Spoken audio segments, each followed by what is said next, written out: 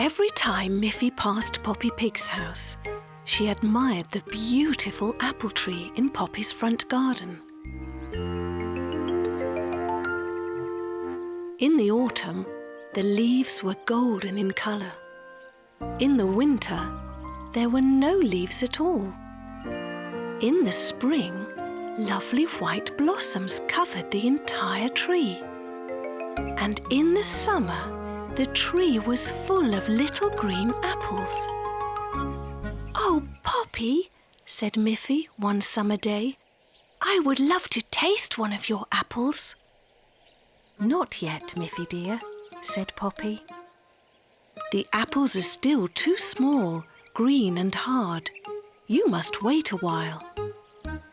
The next time Miffy walked by Poppy Pig's house, she saw that the apples were larger and were changing their colour, half green and half red.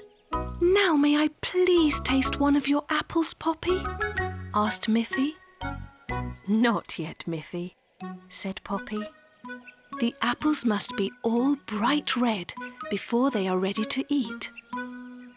As Miffy was very excited, it was difficult for her to wait for things. She was so eager to taste one of those apples. Very soon, all the apples were very big and bright red. But birds like red apples too. Poppy thought, "It's time to pick those apples before the birds eat them." That very day, Miffy walked home from school very quickly, hoping that at last Poppy's apples would be ready to eat. She was so excited, thinking about how good they would taste, and could hardly wait to get to Poppy's house. And there it was. But look! There were no more apples in the tree. All those wonderful apples were gone. Miffy ran to Poppy's door and knocked, but Poppy was not home. Who could have taken Poppy's apples? Miffy wondered. She looked into Poppy's kitchen window. There were no apples on the table. Just then Poppy arrived. "Oh, Poppy," shouted Miffy, "someone has taken all the apples from your tree. Now I won't be able to taste even one of them." Poppy said, "Oh, I was away buying some fresh milk. Wouldn't you like to come in and have a glass of milk with me?" "Oh, yes, Poppy," said Miffy. "But what about your apples?" "Well, maybe I will have a surprise for you, Miffy dear." And they went inside Poppy's house. As soon as they entered the door, Miffy smelt something very, very good. Something fresh out of the oven. "Wouldn't you like to have a big slice of apple pie to go with your milk?" And then Poppy opened her oven and brought out a huge pie full of delicious apples. She put the apple pie on the table. It looked wonderful and it smelt delicious. Miffy was very surprised and very happy. At last, she had a taste of those wonderful big red apples.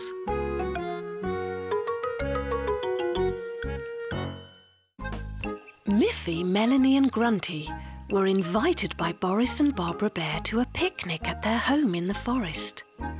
The three friends walked very quickly through the woods to get there. They were all very hungry.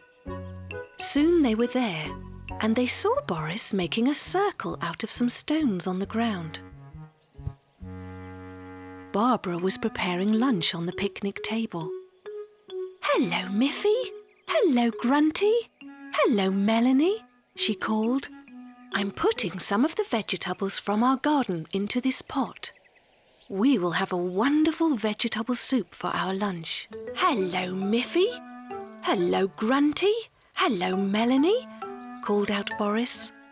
I'm going to cook the soup for our lunch, and you are going to help me cook it. Melanie, you can look in the woods and find some very small sticks to help start the fire. Grunty, will you please fetch some logs from the pile in the back of the house? They will burn hot enough to do the cooking. Then Barbara said, and Miffy, will you please help me slice the carrots and cabbage for the soup? So everyone had a job to do.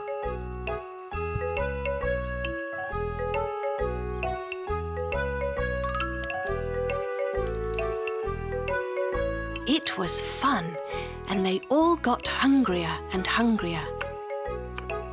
But when everything was ready, they noticed there was still one very important thing missing.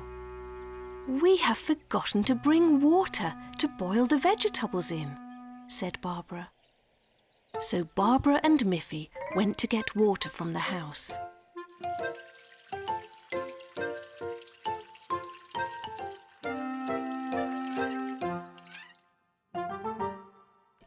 Once they had filled the pot, they carried it outside. They placed the big pot full of water and vegetables over the fire.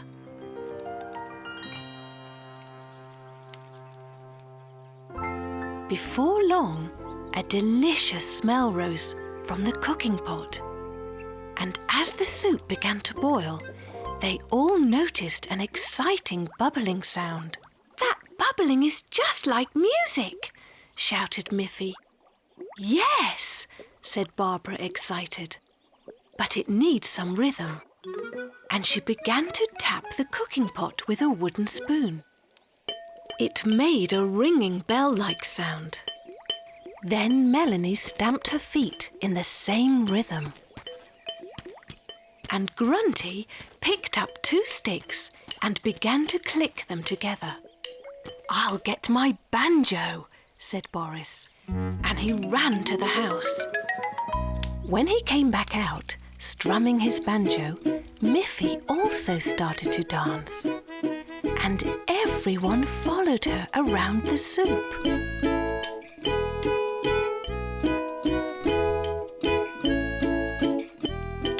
Tapping and clicking and strumming and dancing to the music. It was a real promenade, a real forest orchestra. When they had circled the cooking pot 3 times, the soup was ready at last. The music and dancing had made them all happy and very hungry. So when Barbara finally passed around their bowls and spoons, they all ate the delicious music soup with extra joy. It never tasted so good.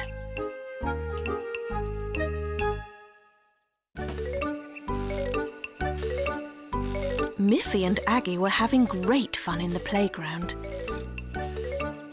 Look at how they went up and down on the seesaw. They were laughing and going up and down, up and down. Just then, Snuffy came running into the playground as well.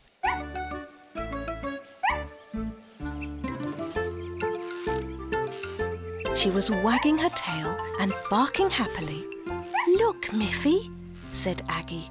Snuffy would like to have a go on the seesaw too. No, no, said Miffy. Seesaws are not for dogs, Snuffy. You can have fun running around, but you would fall off the seesaw. Miffy and Aggie had finished their game on the seesaw, so they walked over to the merry-go-round.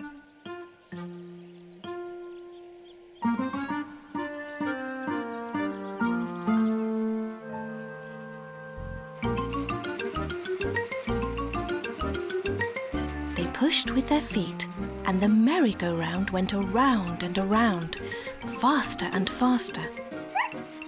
Snuffy ran around it, around and around, wagging her tail and barking eagerly. Look, Miffy, said Aggie as they spun around and around. Snuffy wants to be on the merry-go-round too. No, no, said Miffy. The merry-go-round is a lot of fun for us, but you would surely fall off and hurt yourself if you got on it. The merry-go-round is not for dogs, but you can run around it if you like. Soon the merry-go-round slowed down. Miffy and Aggie were a little dizzy. Snuffy still wanted to play, and she was almost able to climb to the top of the slide. But she wasn't able to hold on to the ladder, and she fell on the ground, making a little yelp. "Oh dear," said Miffy. "Are you hurt, Snuffy? The slide is not really for dogs, you know. You must be more careful in this playground." "Let's rest a little," said Aggie. So they decided to sit on a bench for a while to eat some of the biscuits that their mothers had packed for them in little paper bags. "Here, Snuffy," said Miffy. "You can have a biscuit too. Biscuits are good even for little dogs." Miffy and Aggie laughed. They didn't want Snuffy to be sad just because she couldn't join in. "So now, please wait quietly, Snuffy dear, while Aggie and I go to play on the slide." Then Miffy climbed up to the top of the slide and slid down, laughing happily.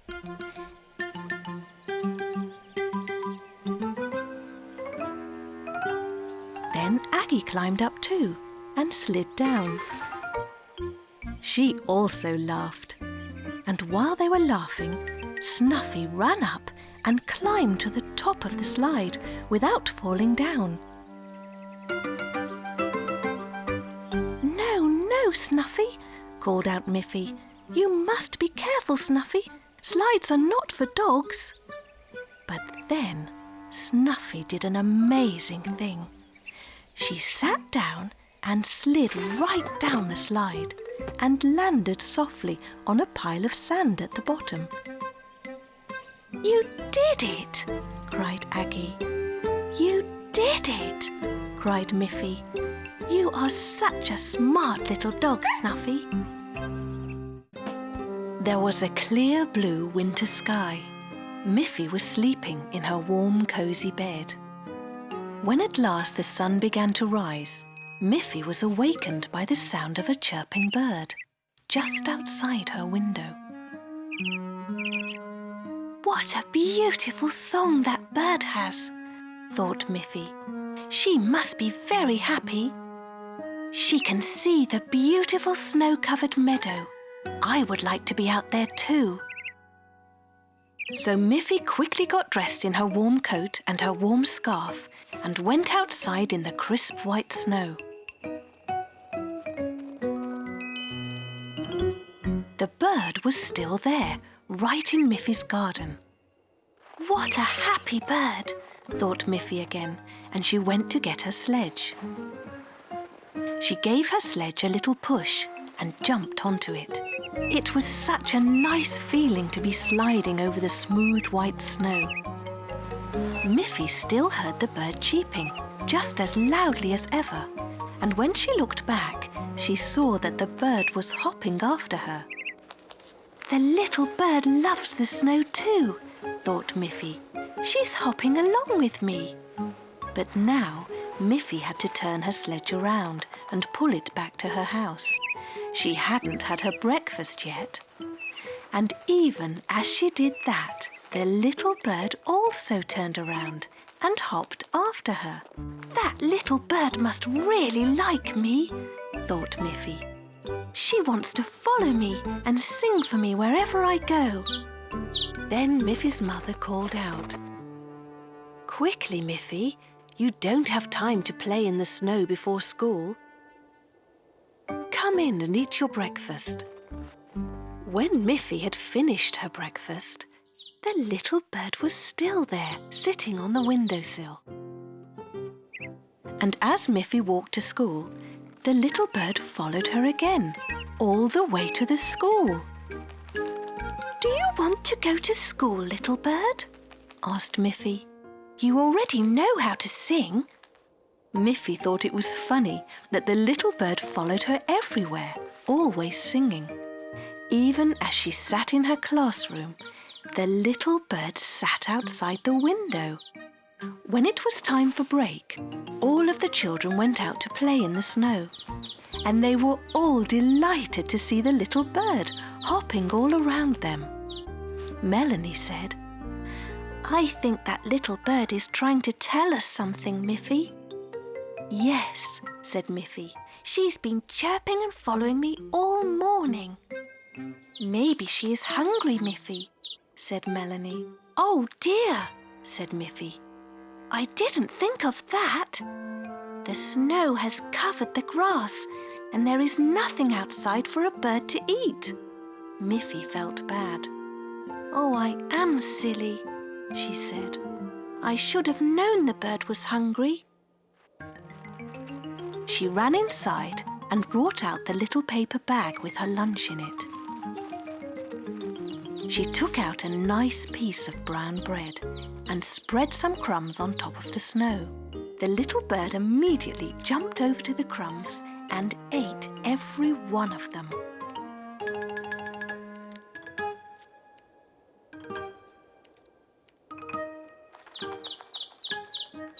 Then she flapped her wings and flew off.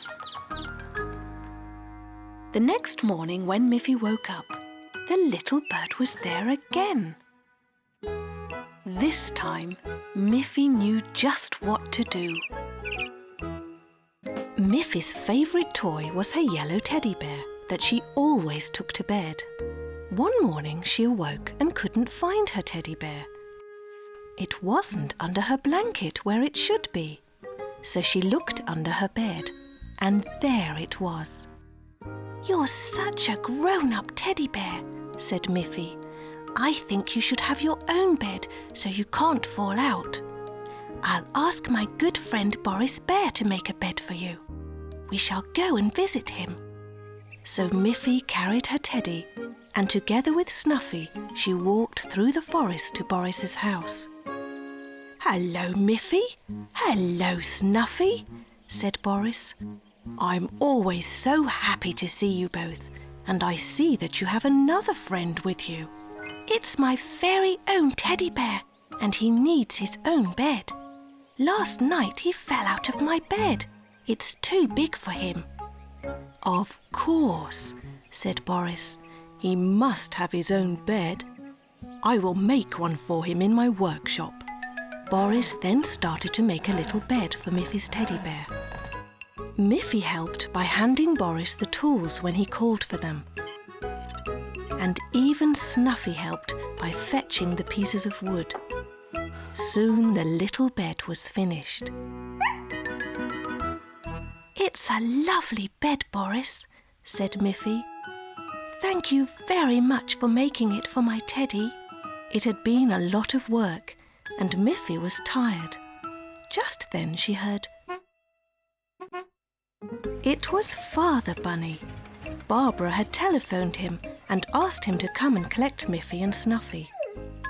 "Look, Father," called Miffy. "Here is a lovely bed that Boris made for my teddy." "Boris is so clever," said Father Bunny. "Did you remember to thank him?" "Oh, yes," said Boris. "Miffy thanked me very politely. It was a pleasure to make the little bed for her." Then it was time to ride home in Father Bunny's car.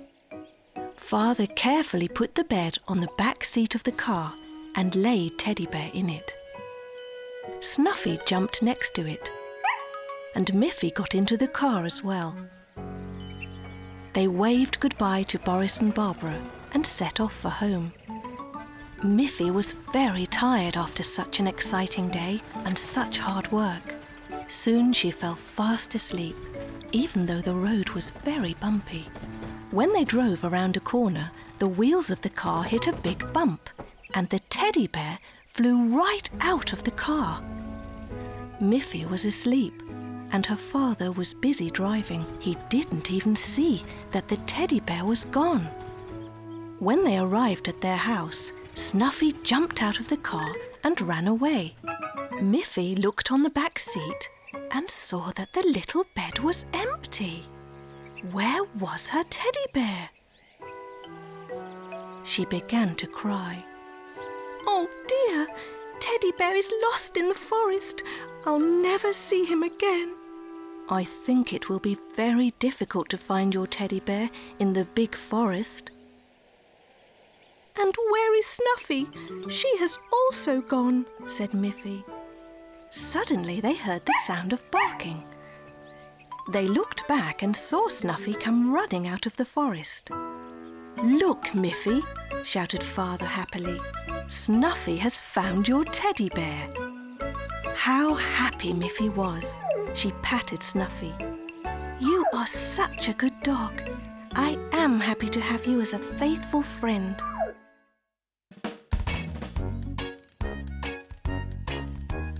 Miffy, Miffy, Miffy, run! With her friend she's having fun. Snuffy, Grunty, Boris Bear, Poppy Pig,